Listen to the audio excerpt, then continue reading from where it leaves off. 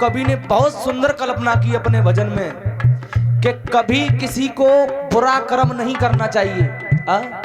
लेकिन इंसान मुंह से तो कह देता है, लेकिन रात में जब काऊ घरे डकैती डारे में जाए तब का भगवान है मोतिया बिंद या तो भैया आंगन में रात को ना देखा तो। लेकिन कहने में करने में बहुत फर्क है।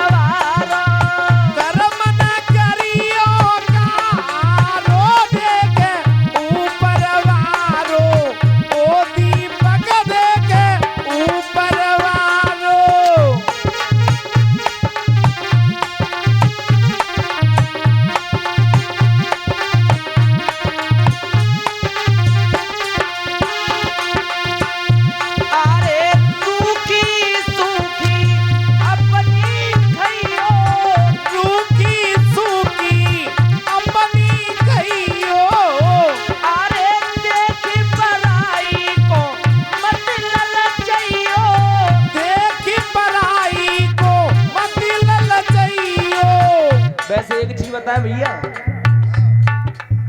अगर काऊ के घरे ढंगते कोई काम हेल करे हैं, काऊ को काम अगर बिगड़वे ते बल्ल करे तो भाई जई लगते तुम्हारे एकदम पता नहीं कहां ते पैसा लाए रहो हैं। वो पे सुखते सुखी ना है, लेकिन दूसरे के सुखते दुखी है। अपने दुखते दुखी ना है। वो मन में जे विचार करता कि जाके घर में आखिर पैसा आए कहां ते रहो है। दिखी दो पंक्तियां,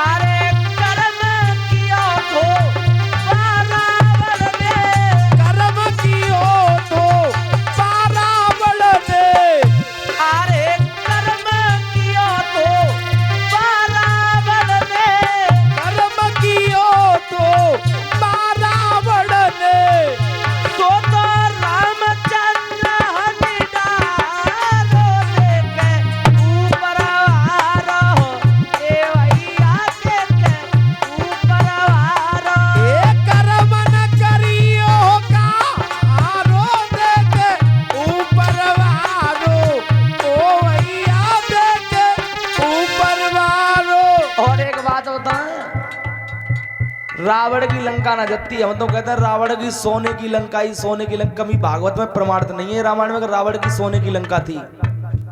वो तो भोले बाबा ने पार्वती मैया के लिए सोए के लिए लंका बनाई। लंका सोने की नहीं थी। और एक चीज और, ये गलत प्रेमी फैलाते डोलते हैं कुछ लोग के हनुमान की पूंछ ही, हनुमान की पूंछ नहीं पर हनुमान की पूंछ ही। अब जाऊं शंका है, हनुमान की कभी पूंछ नहीं थी, लेकिन हनुमान सौजने पूछते तागले बिना की पूंछ थी, लेकिन पूंछ नहीं थी। एक चीज और, ये प्रमाणित है रामायण के अंदर, रावण के 10 शीश नहीं थे।